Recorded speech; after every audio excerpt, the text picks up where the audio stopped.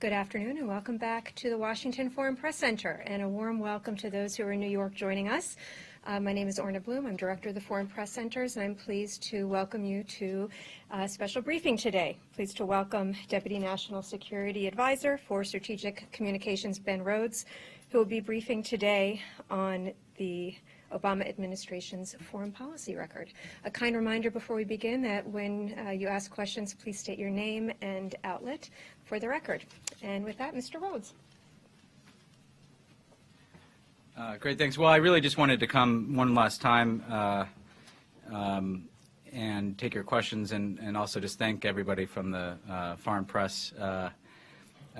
We've tried over the last 8 years in this kind of very fractured media environment to make sure that we're providing access to foreign press as best we can, and have always enjoyed working with you, as I know the NSC staff has, and figured many of you will be wrapping up our administration and looking forward to the next one. So I'm happy to take your questions on anything that's on your mind. So why don't we open up? Yep. Thank you very much. Sylvia Yusuf from the Vice newspaper. And my question is on Cuba. You just came back from a trip to Cuba, and Cuba, the decision to end the dry food, wet food policy is one of the last decisions of President Obama.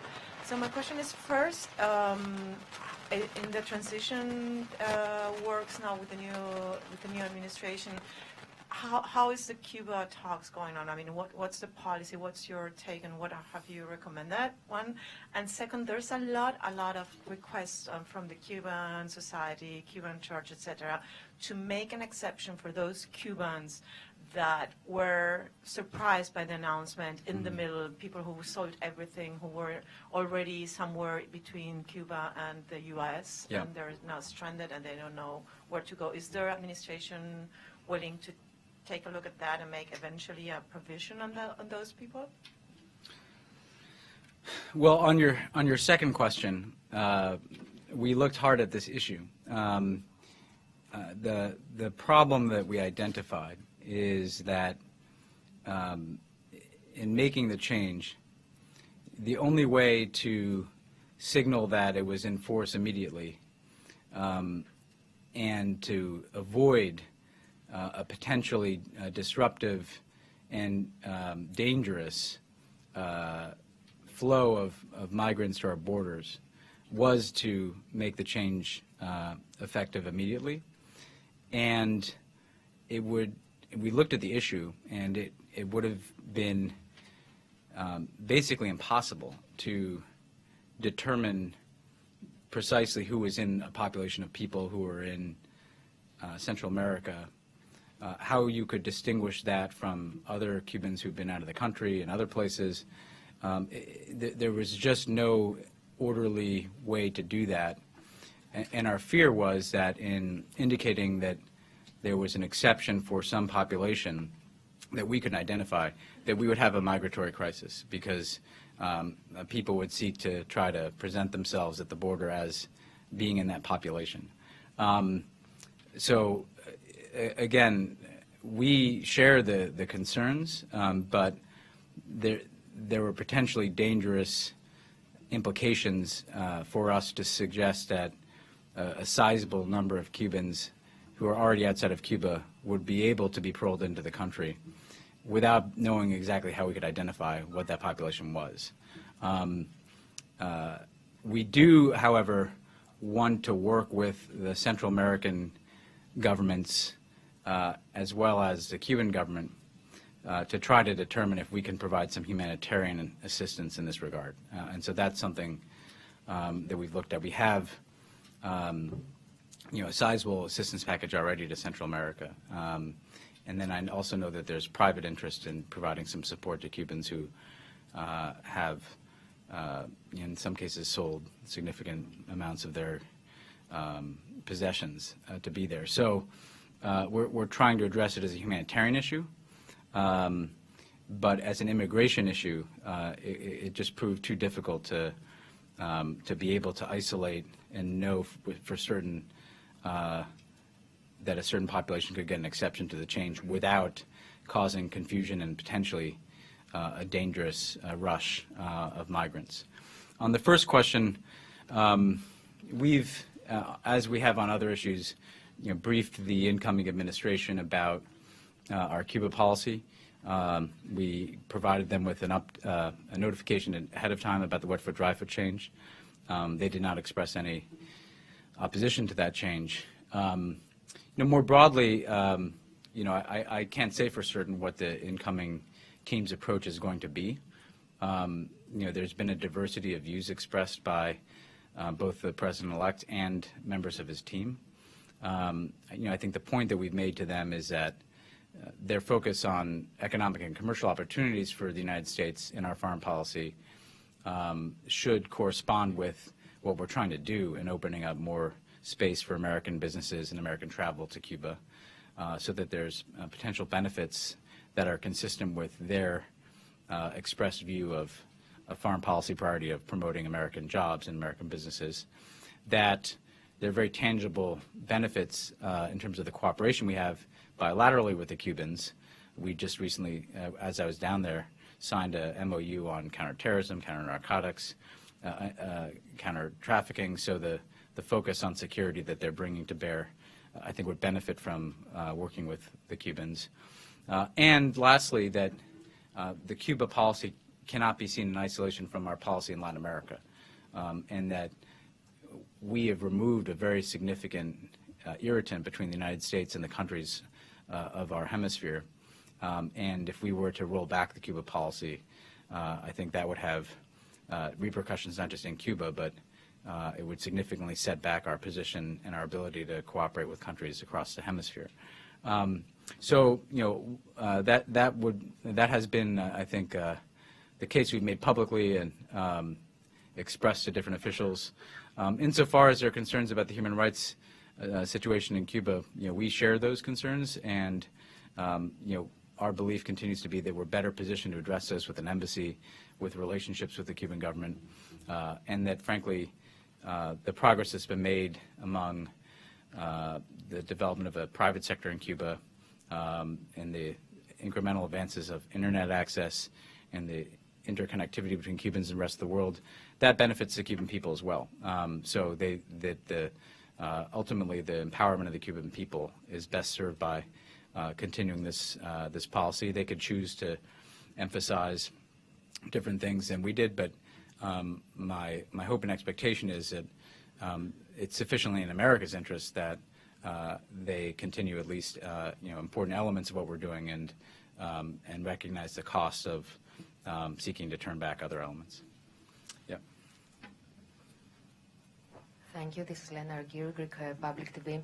Almost since the president took office, Greece is in the midst of recession. So now looking back, does the president feel that he did, throughout his presidency, he did enough to help Greece? And I'm asking that because the situation remains almost the same after 7 years. Thank you. Well, I think we do feel good that we were an advocate for Greece. We were often at odds with some of our key European partners in counseling an approach that was less punitive and put more of an emphasis on growth. There are times at which we felt that that should have been more the approach that was taken. Ultimately, it was not our decision to make. These were principally negotiations that had to take place between Greece and its EU partners. So we were essentially a supporting actor in those discussions.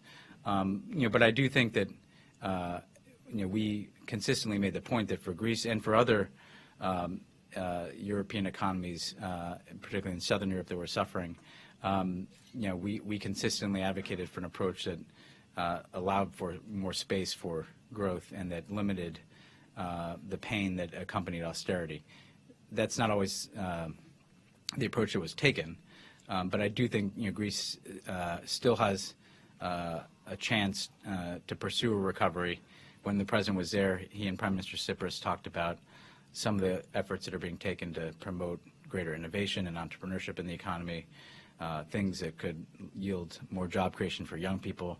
Ultimately, that's going to have to be the path for Greece, but we'd like to see a resolution over time to the issues between Greece and the EU that allows for the economy to grow. So I think we feel like we were consistently an advocate for Greece, that we did avoid a Eurozone crisis, but we recognize that people in Greece have sacrificed greatly, and we're hopeful that going forward that they'll be able to get back onto a pathway to growth.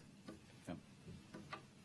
Thank you. If I may briefly follow up on Greece, do you feel, Katerina Sokou with Greek Daily Kathimerini, do you feel that the Grexit danger is the exit from the Eurozone is now gone for good? Do you feel that you contributed through your advice and counseling to the Europeans for Greece to stay in the Eurozone? Thank you. We do. I mean, with the time that we had, there were times when that looked very likely. And, you know, when I look back to 2011 and 2012, you know, there was a great deal of uncertainty as to whether or not Greece would be able to stay in the Eurozone and whether or not the entire Eurozone would go into some type of broader crisis along the lines of what we saw in the financial crisis.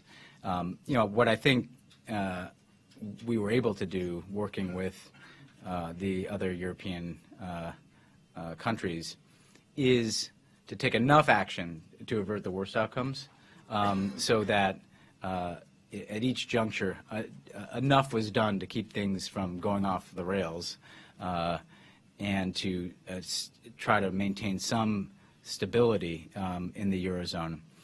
But again, I don't think enough was done to promote the type of growth that we've encouraged Europe to pursue.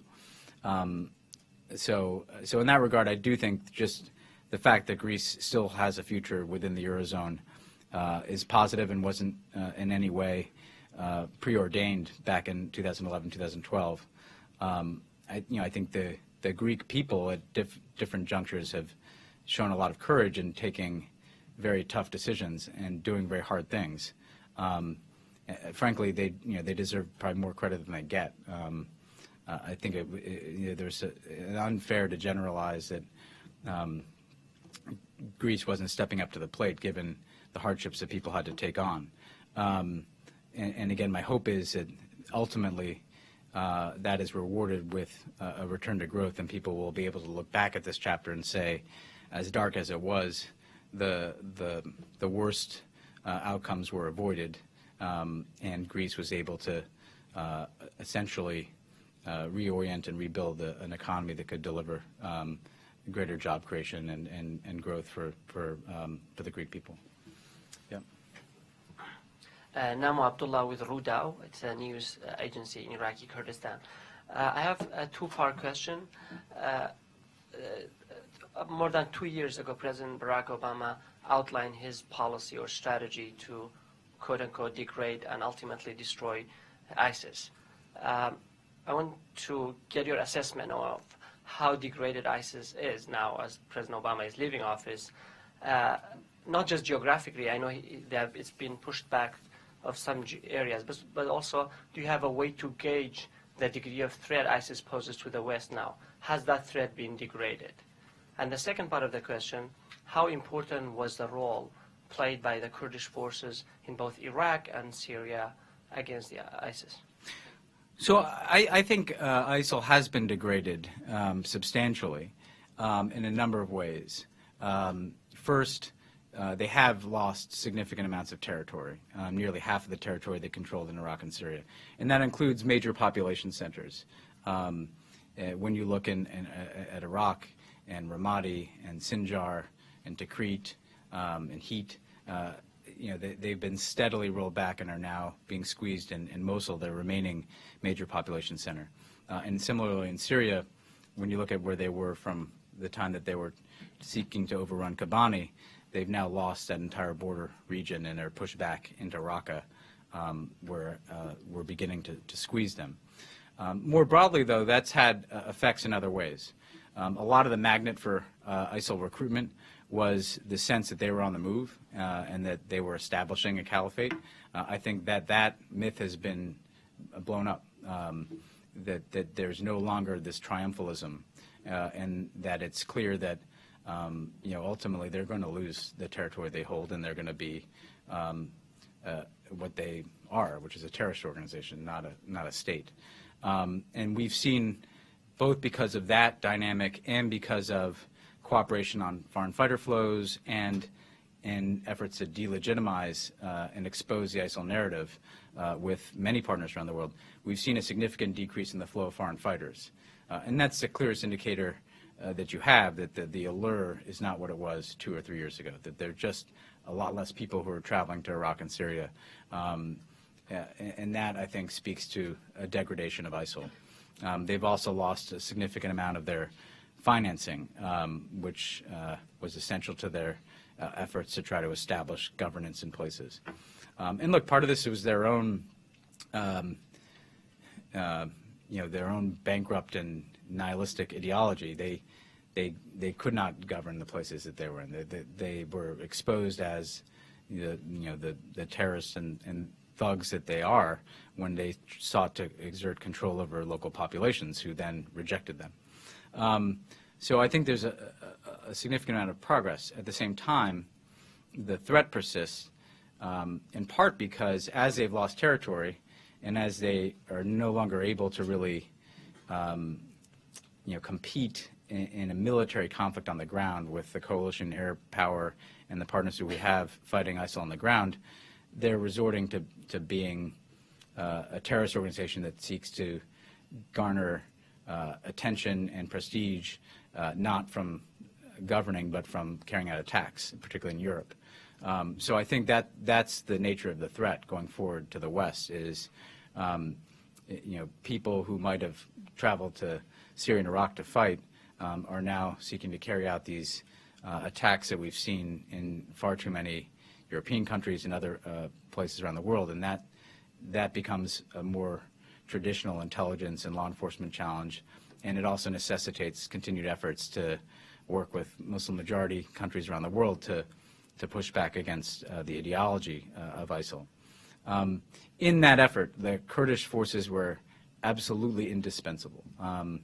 In the darkest days, when we first intervened and were seeking to organize a mix of security forces, the Kurdish Peshmerga forces in northern Iraq really began the first pushback against ISIL to hold that line when we intervened to save the Yazidis in Sinjar, to obviously protect Erbil, and then to start to push back.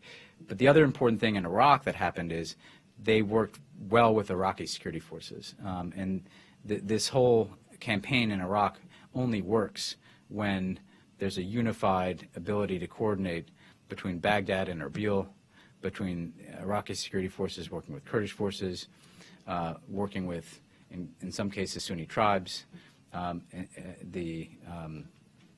some of and then being careful about the role that certain militias play in that effort. And so it's been a complex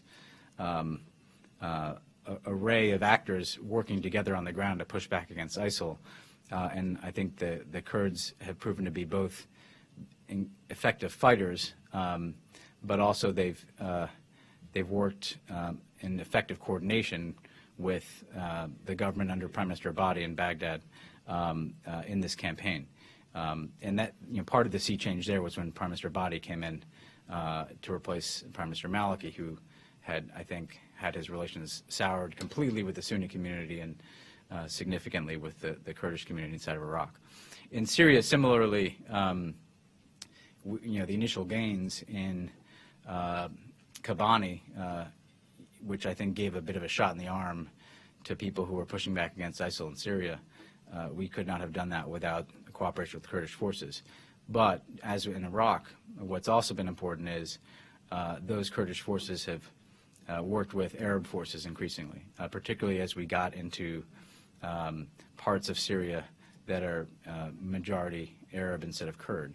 And they've been careful to not, for instance, hold areas in which there's an Arab majority, and to work with us and other Arab partners to determine the most effective way to balance all the various equities in northern Syria, with Turkey as an ally of the United States, and with the need to have a a multi-sectarian coalition. So it's been indispensable to have Kurdish partners in this fight, but part of the reason why that's been effective is that they've also worked across lines of sect and community in ways that allow the campaign to continue to move forward. Yeah, we'll take a question from New York. Oh, your mic's not on.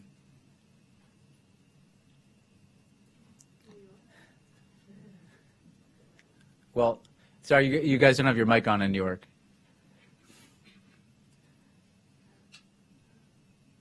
No. Should we come back? All right, we'll come back. We'll come back to you. We'll seek to address the difficulty, and we'll come back in a few minutes. Yeah, here. Thank you, Mr. Rhodes. Thank you, Wong with Hong Kong Phoenix TV. Thank you for hosting this briefing. Vice President Biden just had a bilateral meeting with Chinese President Xi. I wonder if you could shed some light. What's the final message from this administration, and what's advice you could give the next administration in terms of engaging your Chinese counterparts? And secondly, as President-elect Trump firmly said he's going to withdraw from TPP. So realistically, what's the future of the Asian rebalance strategy? Well, number one, I think that the U.S.-China relationship is the most important bilateral relationship in the world. It's indispensable to addressing just about any issue that we care about. And I think we're remarkably proud of what we've accomplished with the Chinese. Most of our signature foreign policy initiatives and achievements were built in part on U.S.-Chinese cooperation. There is no Paris Climate Agreement without the U.S. and China leading that effort with the agreement we reached in Beijing. There's no Iran deal without Chinese cooperation on sanctions and then diplomacy with Iran. There's no ability to deal with the global economic crisis and return the global economy to a pathway to growth without the U.S. and China cooperating. We expanded our cooperation on areas like health and development, where we want China to play a bigger role.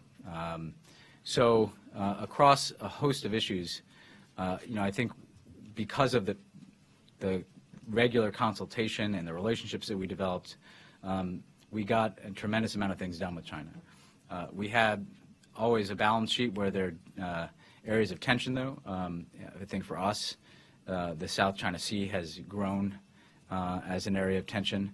I think it's an area that should concern us going forward because I think neither the U.S., China, or our Southeast Asian partners have any interest in seeing that get on a pathway towards conflict and escalation. So I think it's going to take a lot of effort to try to resolve those issues peacefully. Cyber is another area where what we've at least been able to do is build greater mechanisms for dialogue and exchange on the issue. But our advice would be to see that this relationship is essential to anything you want to get done, whether it relates to the global economy or global issues like climate change, the security situation in the Asia-Pacific. If this relationship is functioning well, everything is easier. If it's not, everything is harder. And that doesn't mean that you shouldn't be firm on certain issues. And South China Sea is one. And anytime we see China beginning to press up against international norms like peaceful resolution of disputes under international law, we've been very clear about that. But I think there's just much more to be gained from pursuing cooperation when we can with China rather than seeing it as an adversary. I think that'd be very dangerous for the whole world, frankly. In terms of your other question was the TPP. I think that's an enormous mistake. The United States is only shooting itself in the foot if we walk away from TPP. Frankly, it benefits China because it puts them in a stronger position to shape the future of trade and commercial relations in the Asia-Pacific. It removes us from the table. So economically and strategically, I think it's an enormous error. and it also kind of willfully ignores the fact that TPP addresses a lot of the very concerns that have been raised about trade agreements. It prioritizes labor and environmental standards. It addresses some of the issues of dispute resolution that were missing in NAFTA. So I think it's the wrong answer to some of the concerns that have been raised about trade over the last decade. It's kind of an interesting shift. A lot of things are interesting in the United States right now that, very progressive, probably the most progressive Democratic president in decades is the advocate for trade. But that's precisely because we believe that the agreement has progressive values built into it. What I think will happen, I think that the countries will cut deals without us. And frankly, maybe the TPP countries will just find a way to move forward with TPP without the United States. And my hope would be that at some point there's a return to that. I don't think that it's a sum total of the Asia rebalance. It was a key part of it. But I think we elevated the profile of the Asia Pacific in our foreign policy. We resourced our defense budget around the Asia Pacific as a priority. We really invested in relationships in Southeast Asia that I think have been transformed, both with ASEAN as a collective, but the U.S.-Vietnam relationship is now one of the fastest growing partnerships we have in the world. Very substantive changes to it, like removing the prohibition on lethal weapons sales, increased commercial and people-to-people ties. The opening to Myanmar has completely transformed our relationship with that country. So, I think the Asia rebalance manifests itself in a lot of ways that go beyond TPP. It would have been nice to have that because it kind of captured exactly what our approach is, which is rules-based agreements that promote prosperity and stability in the region and ensure that the United States has a seat at the table. I would hope that the incoming administration would continue the practice of participating in forums like the East Asia Summit and APEC at a head of state level. I think it's hard to underestimate the importance of this because it's a forcing mechanism. It allows us to develop agendas with these countries, both multilaterally and bilaterally. So that too will be a key indicator to watch. Do they sustain that type of high-level engagement, not just with China and Japan and the Republic of Korea and Australia and our allies, but also with the ASEAN countries. Should we try New York again, or you want to see if your guys' mic works? No. All right. So sorry. I'll stay here. Yep. Hi. Thank you. I'm Lucia Leal with FN News. I wanted to ask you first on Guantanamo. Do you think we can expect further action by President Obama on that before he leaves office? And secondly, on Cuba, I wanted to see if you could clarify what you meant when you said that that you wanted to work with governments in the region to determine if you can provide some humanitarian assistance to the Cubans who were almost there when the wet-foot, dry-foot change took place. Do you mean some sort of clemency or maybe expedited applications for asylum? No. So to be very clear, because it's an important question, I do not mean in the immigration procedures, because I think, again, it is just too difficult to carve out an exception and to know what that population is without, and being able to verify that without prompting a migratory crisis potentially, because different people who may be coming from different places seek to take advantage of that. I meant more just as in any migration situation, there are issues around how people are, what conditions they're in, where they are, and some people are, in kind of temporary circumstances in Central America, how they are resettled, and so what we can do on a humanitarian basis, not an immigration basis, to address that is something that we'll be looking at going forward. And like I said, we have assistance relationships with a lot of these countries, including on immigration issues. My hope is that we're able to alleviate the humanitarian issue, even as we recognize that we're not going to be able to grandfather in a population under the wet foot, dry foot change. Oh yeah. Oh, Guantanamo. Look, we're trying to reduce the population as much as we can through the last moment we're in office, so I'd expect that to continue. And our goal is to leave. We're doing everything we can to close it. Congress has restrictions on us that have made that impossible to do. But we're going to keep at this as long as we're here. And the population is now down to, I think, under 50 people. Part of what we're demonstrating is the absurdity of spending, millions and millions and millions of dollars to keep 40 or so people in a prison where they're not being tried and convicted just to make a point. I mean, there's no policy reason to have a prison in Cuba that holds 40 people. It doesn't make any sense. We've got plenty of facilities that can hold people. We've tried terrorists who are just as dangerous, if not more dangerous, than a lot of the people at Guantanamo, and they're serving life sentences in our prisons right now. Every one that we detained, the Boston Marathon bomber, the Times Square bomber, Ahmed Borsami, an al-Shabaab commander, Abu Khattallah, the alleged mastermind of the Benghazi attacks. These people are in our prisons. So there's just not an argument for why it makes sense to have a prison in Cuba that we're spending tens of millions of dollars to operate to hold 40 people, even though it isolates us internationally and has been used time and again in terrorist recruitment material, propaganda material. Moreover, if we started to add to the population of Guantanamo, I think it would significantly endanger our counterterrorism cooperation. One of the reasons why countries have worked closely with us to extradite terrorists is because they know where they're going. They're going to our justice system. I think it would be a lot more difficult for European countries or Arab countries to hand over terrorist suspects who then get sent to Guantanamo. That's a practical reality of governing.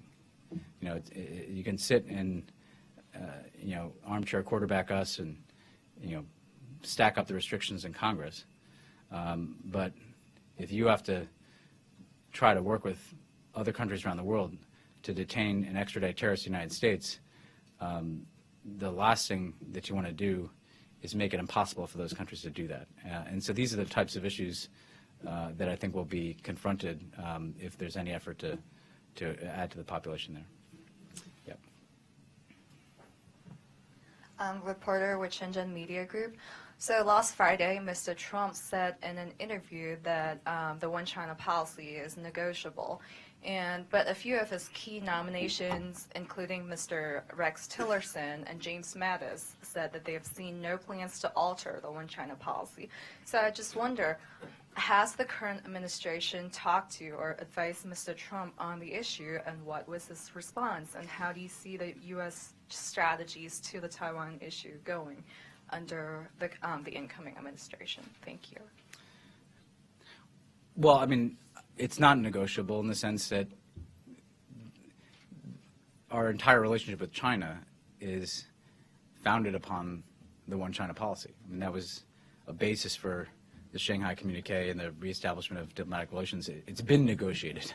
I guess you could reopen it, but this is an agreement we reached with the biggest country in the world, and it's the framework under which we do everything.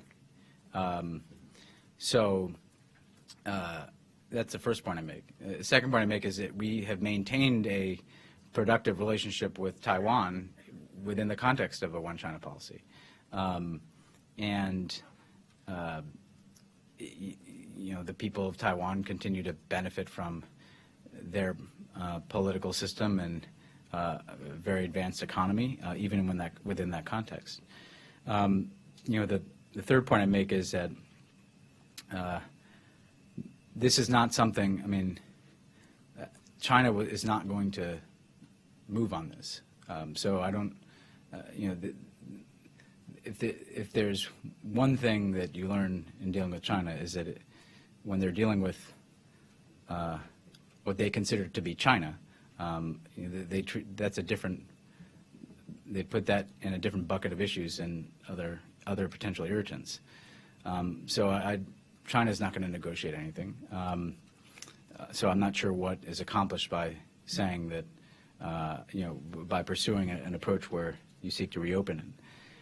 And finally, is dangerous. I mean, the risk of escalation in the Taiwan Strait is just a flashpoint that the world does not need right now, and the United States certainly doesn't. So I would hope that, again, that the approach that's taken is one that sees the value of a constructive relationship with China. And look, they clearly want to take a tougher line on some things, and you know, they'll do what they want to do. And I think, you know, there's some valid. I think we've warned the Chinese for years that some of the support for the relationship was eroding in our business community among our public because of perceived unfair trade practices, and that manifests itself in cyber issues and tariffs and state-owned enterprise issues.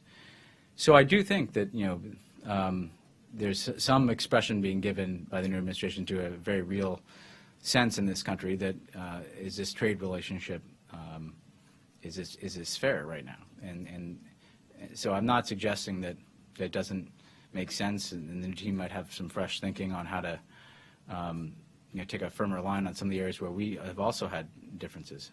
But I think getting into the space of something like Taiwan just risks destabilizing that relationship without any potential benefit that I can foresee. Yep. Thank you. Marcelo Nino from Folha de São Paulo, Brazilian newspaper. The U.S.-Brazil relations have had some bumpy moments during Obama administration, especially after the disclosure of NSA surveillance over the former Brazilian president. Some say that this relationship never fully recovered. Looking back, how do you think the administration could have managed better this crisis to put the relations with the biggest economy in Latin America back on track? And since you mentioned in your Cuba answer the Latin American policy, how did you see the Obama administration saw Brazil?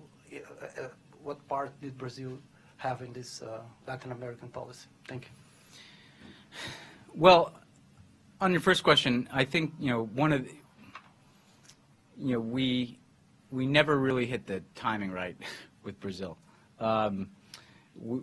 Because there's so much natural benefit to cooperation. When we came in, we really wanted to prioritize this. I think one of the first conversations the president had was with Lula.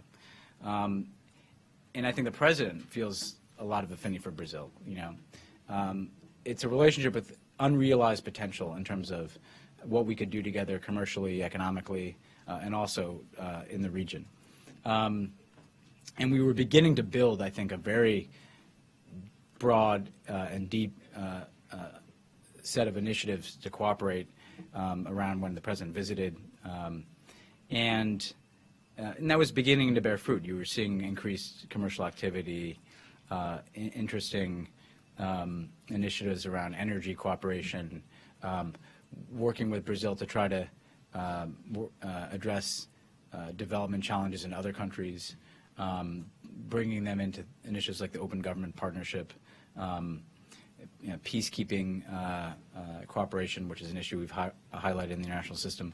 So we made good progress. Then the disclosure, there's no country in the world where our relationship suffered more because of the disclosures than Brazil. There's just no question about that. And, you know, my own view is I don't think that was necessary. I think it took on a life of its own in Brazil that nothing we said seemed to matter for a period of time. And that may have also been because of,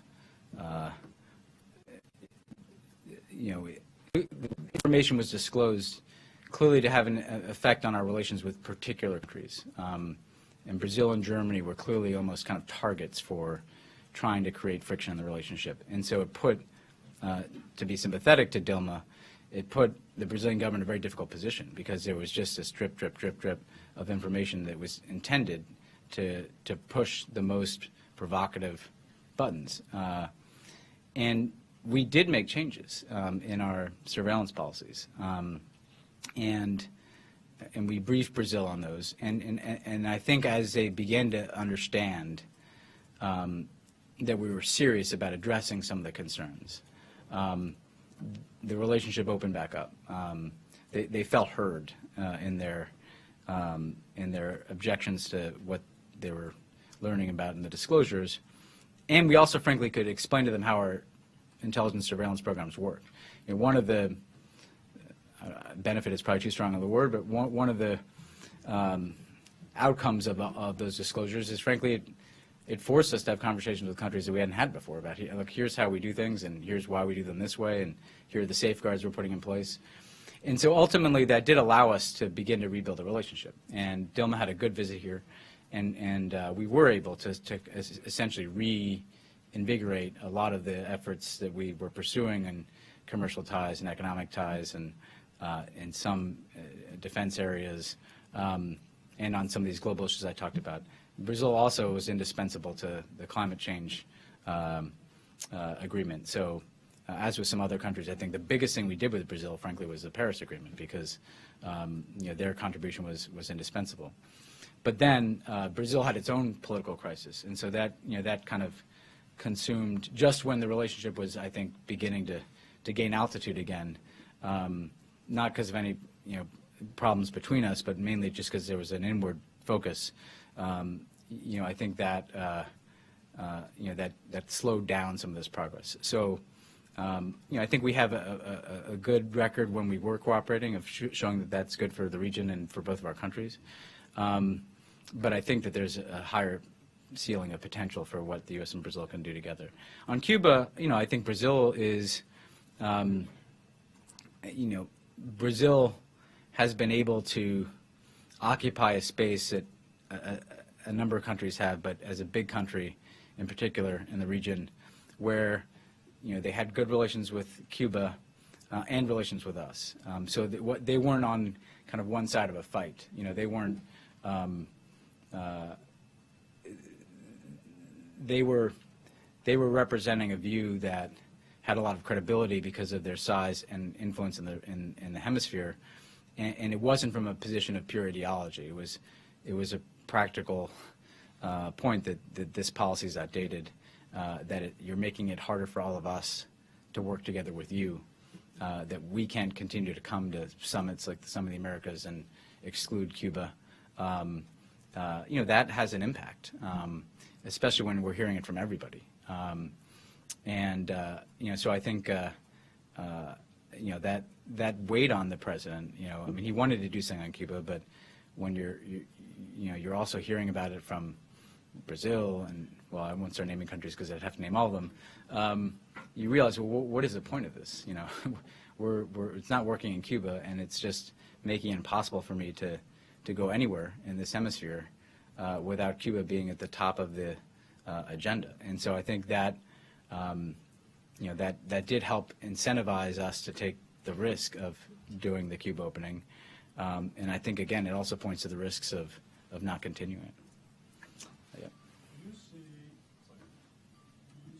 the accession to power of President Trump as the beginning of the end of the world? Not the world, but the liberal order of the world and liberal democracy. Obviously, I ask because he has said things about NATO and EU, I don't even have to repeat them because they're so outrageous, that makes, I think, everyone in this country who are concerned about the transatlantic alliance, extremely concerned, and for the future of that alliance. And in particular, it is not only strange, but it's really upsetting that I come from Denmark. My name is Martin Burkhardt. I'm from a newspaper there called Information. That Danish soldiers have fought in Iraq and Afghanistan. We have actually taken more casualties per capita than the United States. To hear that NATO is not doing anything to combat terrorism, that is not a very helpful comment. So I wonder, what would you suggest to Trump if you had him in the room now?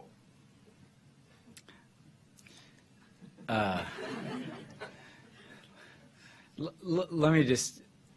So I don't. Look, the president has given his defense of the liberal international order repeatedly. You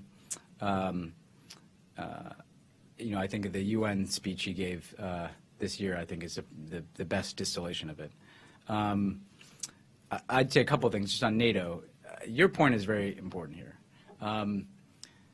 You know, when we came into office in 2009, we had to surge forces in Afghanistan, and we had to do that because, you know, frankly, the plotting that we saw in Afghanistan and Pakistan was directed at Europe, but a lot of it was directed at us.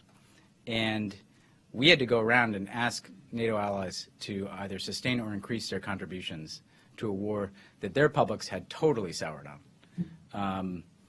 That was hard, and just about everybody stepped up with no political upside to it. I mean, it's not like any leader got a boost from, you know, continuing their ISAF contribution. That's what an alliance is, though. You know, I used to see, you know, the casualty notices, you know, every day for ISAF. That would include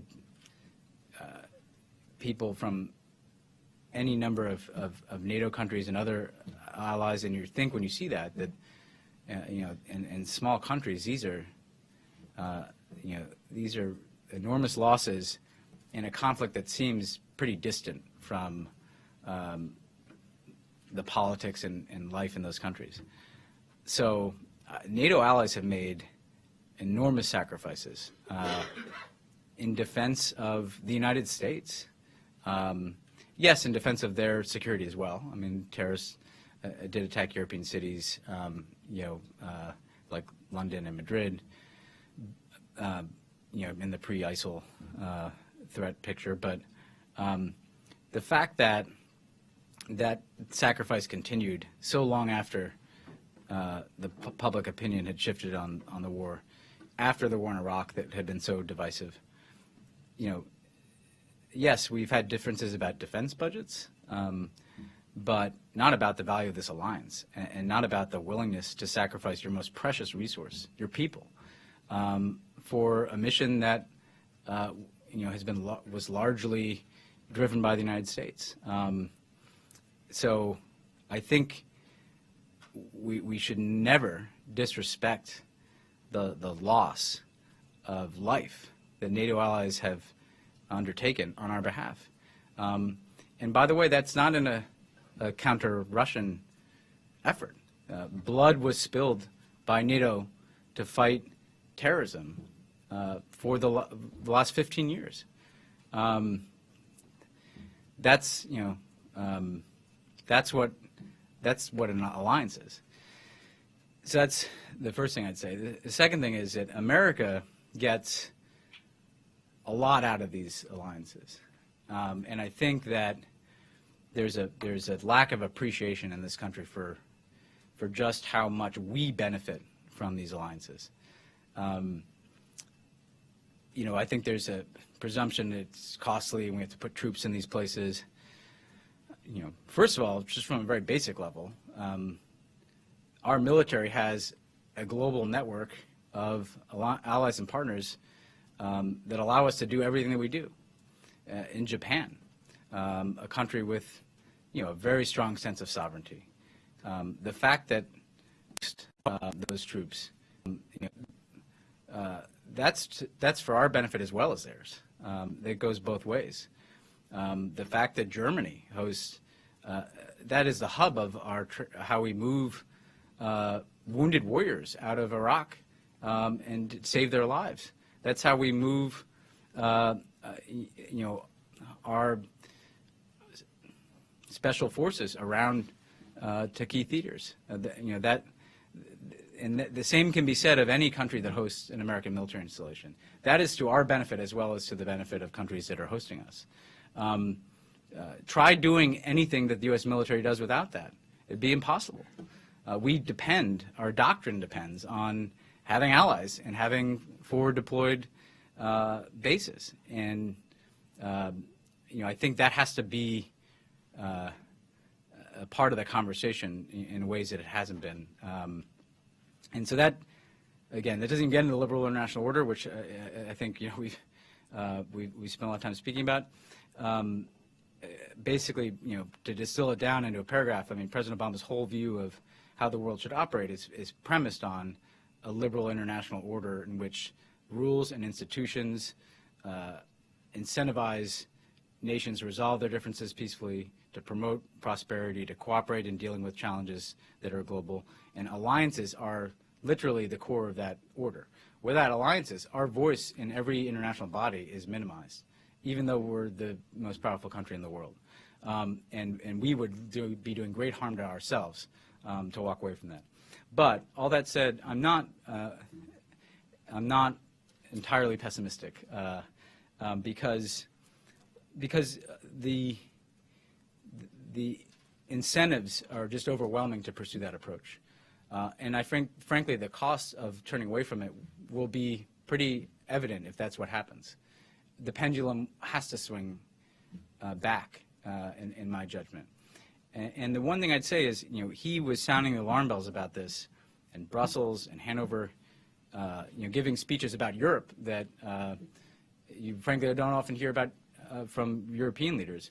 I think everybody needs to realize that these are things that we could lose, and that they need to be spoken up for, that we can't just kind of price in the fact that this liberal international order or transatlantic alliance will be there.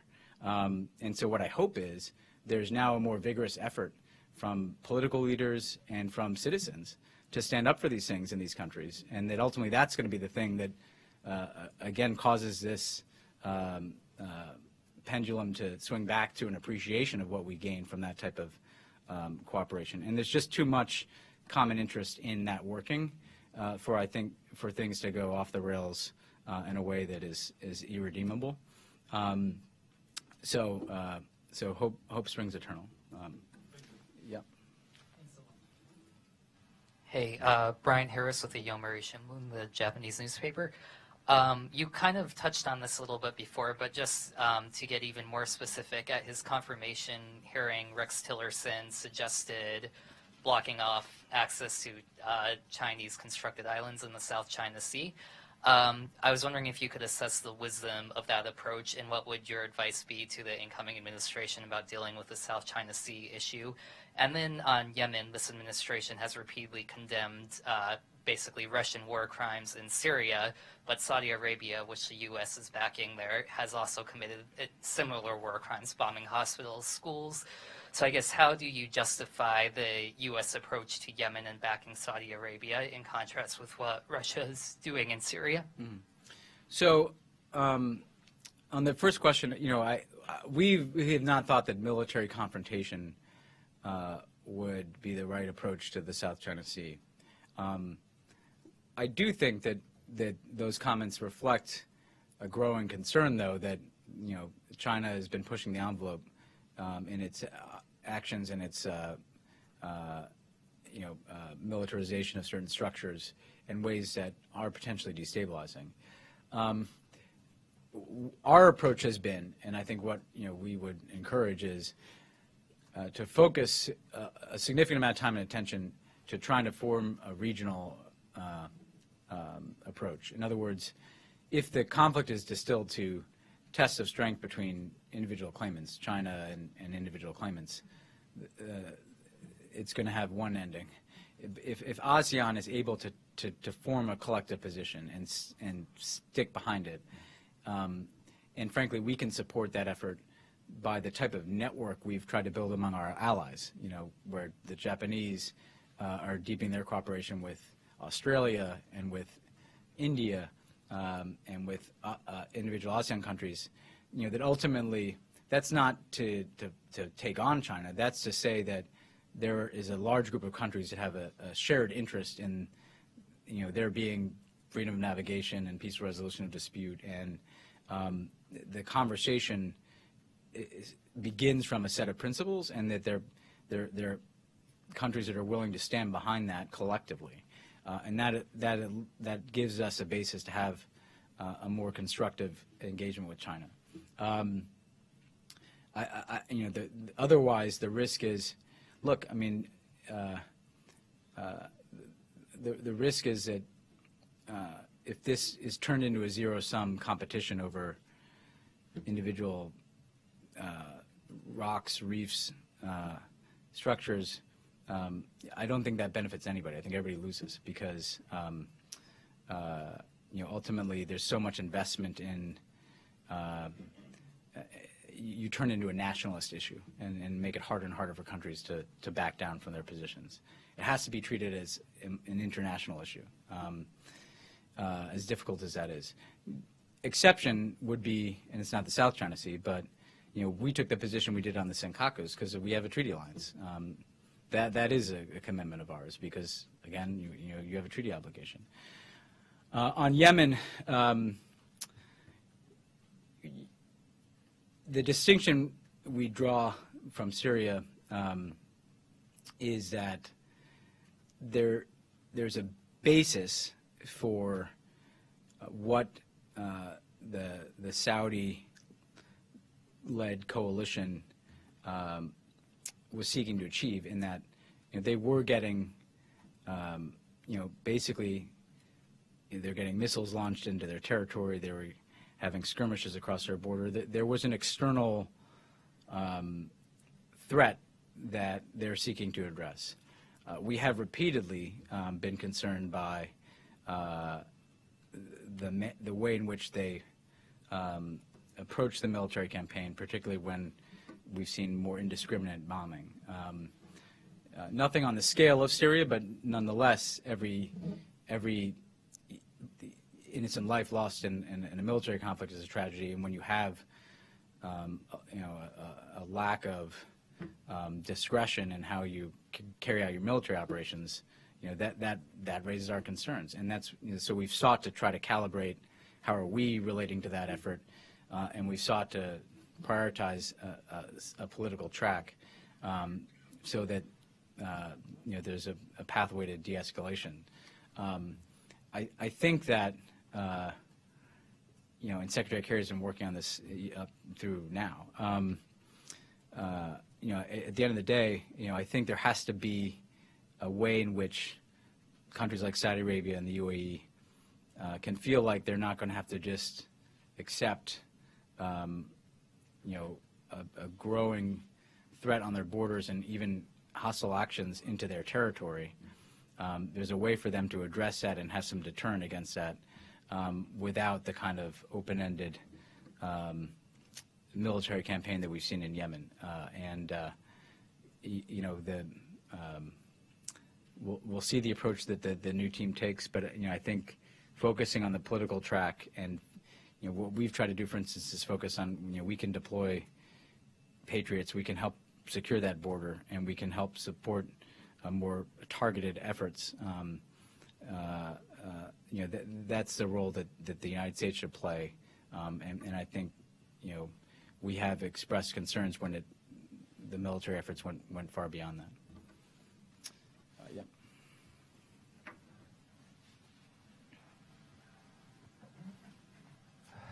Thank you very much for today's last briefing. My name is Tatsuya Mizumoto from Jiji Press. I have a question about North Korea. During 80 years, obviously their nuclear program has been advanced. They have done 3 or 4 nuclear tests, and then they launched a lot of missiles. Do you believe you have done the best job against North Korea? And then do you have any advice to new administration about how to deal with North Korea? Thank you. Yeah, you know, when I look back on it, I don't know what we could have done differently. I mean, they had a nuclear weapon, they had tested a nuclear weapon by the time we took office. I think that we have sought to take the responsible steps necessary to ensure that we can defend against that.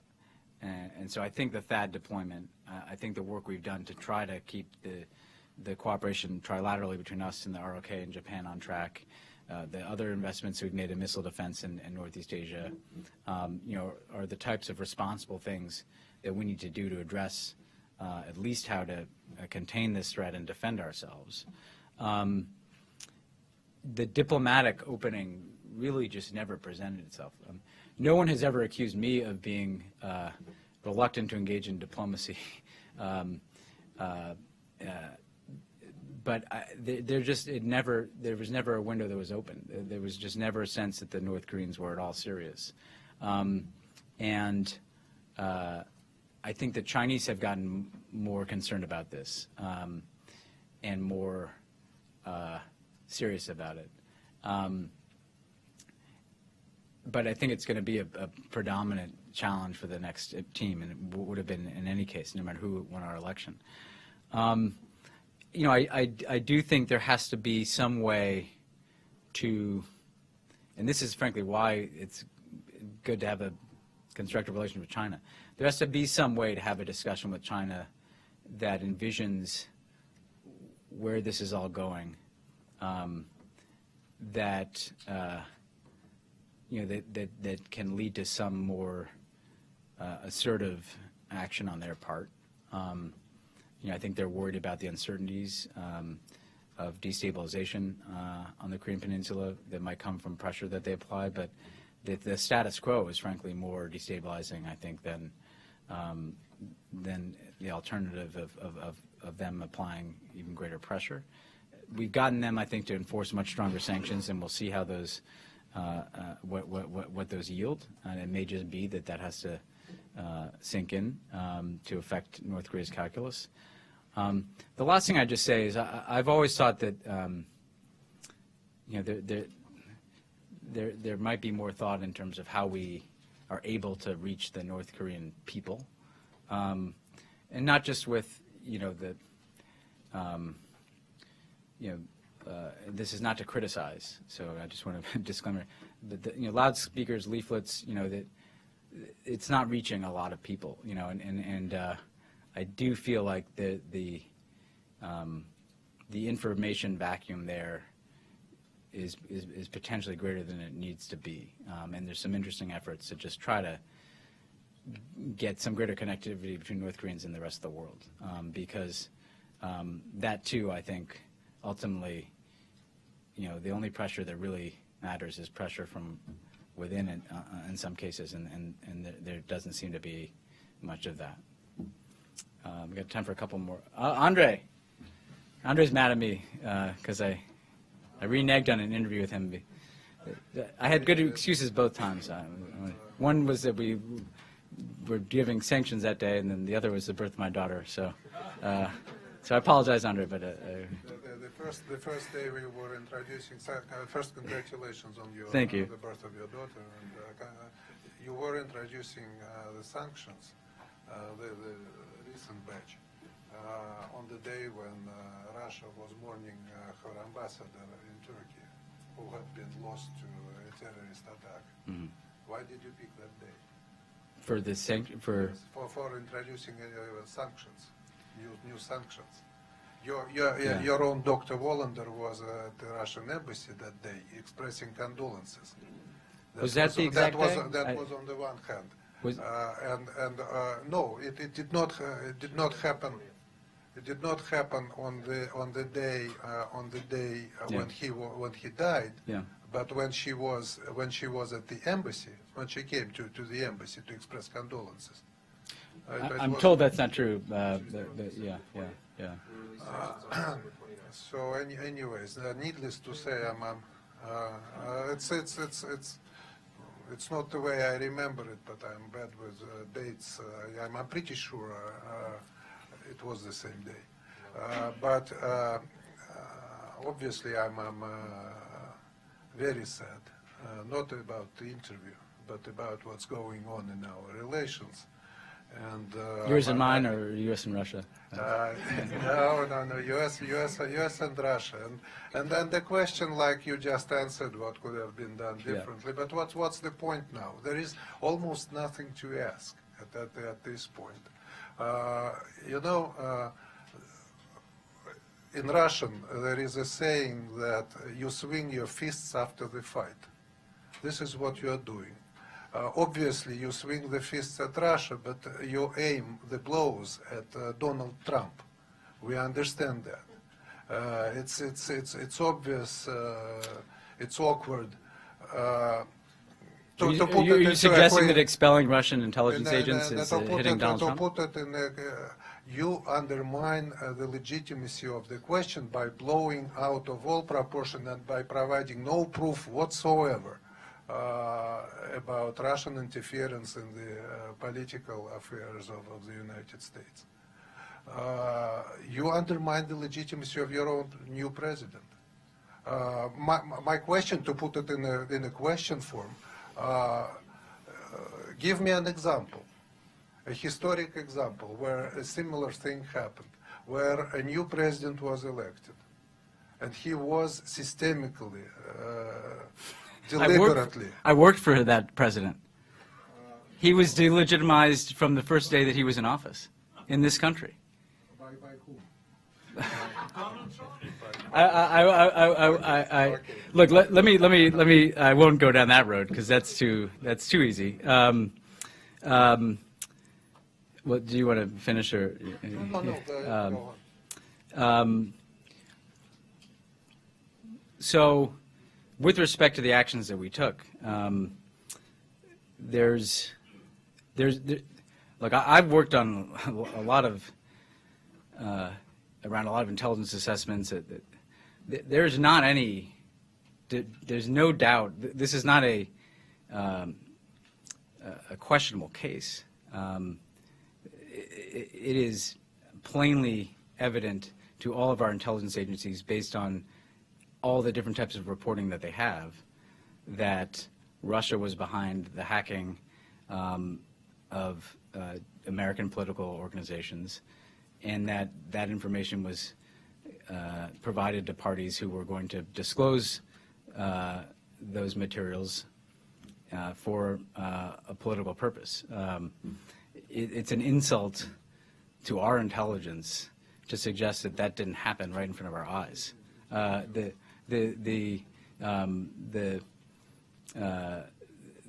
Look, but let me take it more broadly. We have some European journalists here. This is happening all over Europe, and it's not hard to see. I mean, I don't know how many European leaders we've met with who said that something new has entered into their politics, that there is a systematic effort to disseminate information that is intended to provoke European disunity, that is intended to undermine more liberally oriented leaders, including those who've supported things like Ukraine sanctions. We hear it in Italy, in Germany, and the Germans have already gone public with what's happening in their election. So, both on the surveillance that you acknowledged and on the regime change, there are scores of examples where Americans have been doing this and worse. But Andre, and this, what you are claiming, has no proof. Your intelligence says it happened, but your intelligence has been wrong so many times, including on Iraq, as we all know. I'm almost. Let me let me start at the beginning. This president had no hostility towards Russia. I remember him giving an interview to you, Andre, in the White House. We came in and had, to your news organization. We got a lot done with Dmitry Medvedev. We got the New START treaty done. We supported Russia's entry in the WTO, even though there wasn't really any political benefit in that for us. We thought that was fair. The repeal of Jackson-Vanik. We couldn't have gotten an Iran deal without Russia, and I've repeatedly credited Russia with that. What is so frustrating about this whole conversation is we clearly had a preference to work with Russia. If anything, that is something our critics have seized on. And frankly, I still think that was the right thing to do, because when you have an opportunity of someone who's willing to work with you, you take it. And that's what we had in the first term with President Medvedev. And we got a lot done that I think benefited the United States and Russia. We did not go in search of a conflict in Ukraine. We actually we supported the agreement that was brokered in which Yanukovych would have stayed. He's the one who decided to leave. And, we have a responsibility as a stakeholder in the international community that after that happens, when there's an effort to annex the territory of a sovereign country, to respond and for there to be consequences. Absent that, the whole order collapses. And we're just living in the law of the jungle. And that ultimately is bad, I think, for everybody, including Russia.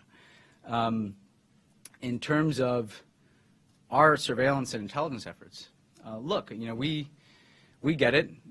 Countries spy on each other. A bunch of countries do that.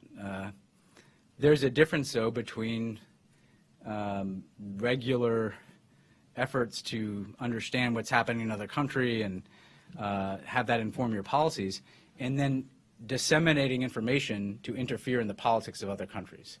And frankly, that you're asking us to suspend disbelief to suggest that Toria Nuland's phone conversation gets intercepted and released, and the fake news is created all across European countries.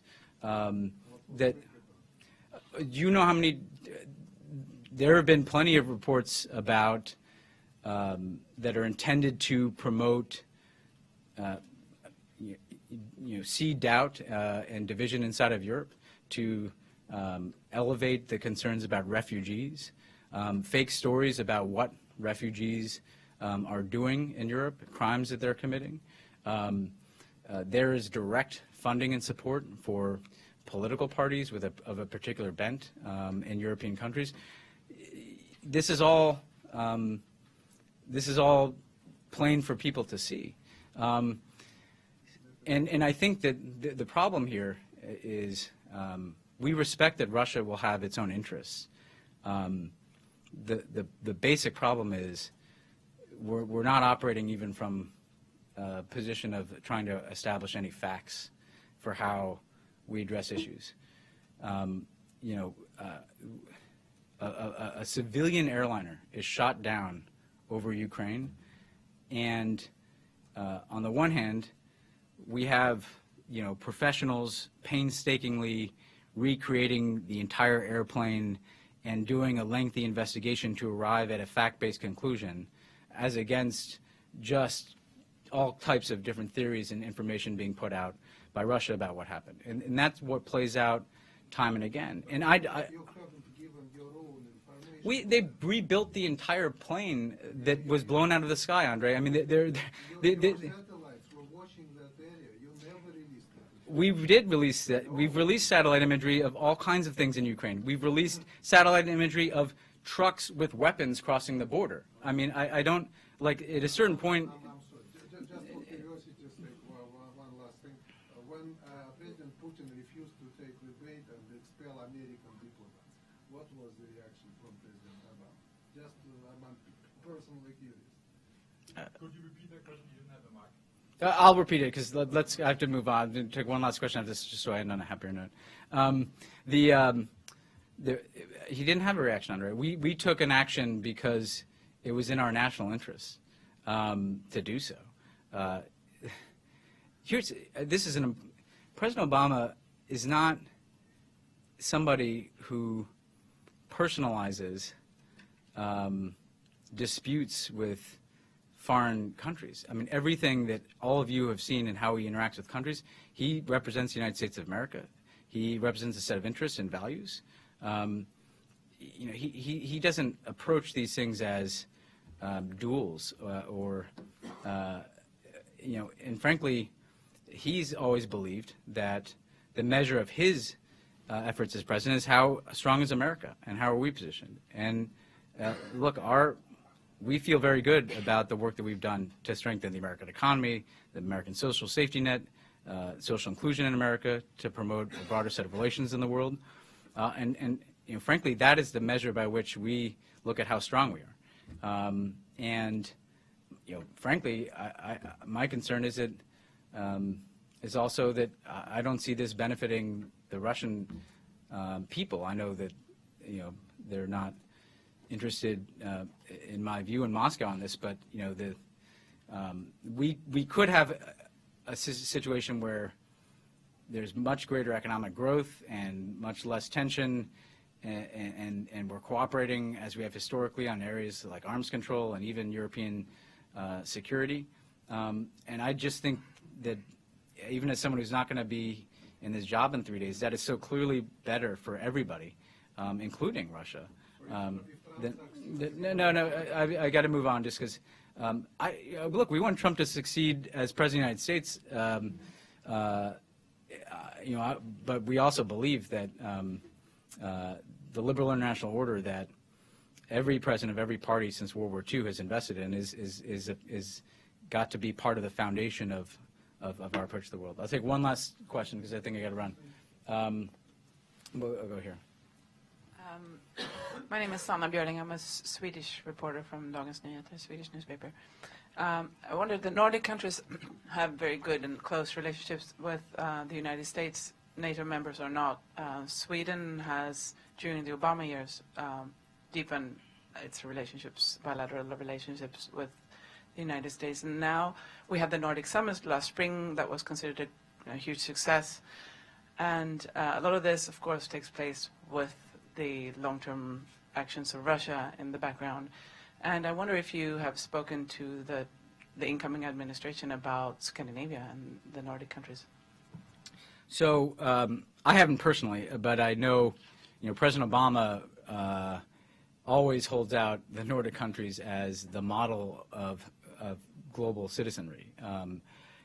What is striking about how we've been able to cooperate is that it's bilateral issues and multilateral issues, but it's what we're doing together on development around the world, or what we're doing in the Arctic to address both security and environmental concerns. Frankly, if people are looking for a model of how to be a stakeholder in the international system that we're talking about, I think the Nordic countries, they contribute to our security efforts. They've contributed to our counterterrorism efforts. They are close commercial partners, but they also have a sense of altruism and a sense that their own future is better when people on the other side of the world can have healthier lives and safer drinking water and can resolve conflicts peacefully. That, I think, is a mindset that everybody has to get back to, because in the long run, the interesting thing is that even as there's this return to a more populist approach to politics in a lot of places and a more nationalist approach, the issues that are going to be of concern to people going forward are less national. They are global: climate, pandemic disease, cyberspace that is interwoven across borders, migration flows. So, ultimately, that is why I feel like that the strain that cuts against that type of approach is just going to run into a hard reality, wherein it's going to be incapable of solving the problems that exist in the world. That's a long way of saying I don't know how specifically President Obama has discussed the Nordic countries, but I know that he frequently holds them out as a model of international cooperation and citizenship. Great, thanks everybody. Sorry to run, but thank you all again for 8 years of good and spirited dialogue on a lot of important issues. Thanks. Thank you very much.